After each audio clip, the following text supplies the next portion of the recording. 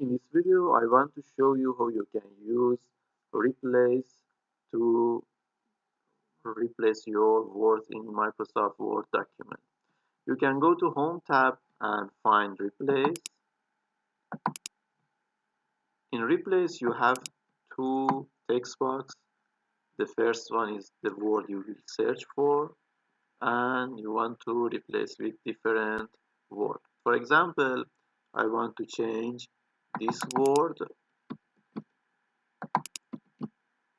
to another. For example, to this new typing. Okay, I can choose replace to change the word. I have changed the previous one and it shows me the next. You can see it is changed. Okay, I find next and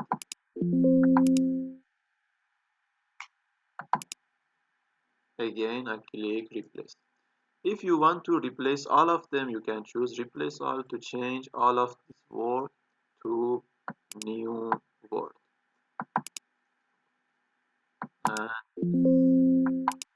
this is how you can replace your word and fix your uh, words or change them to new words if you need to replace them.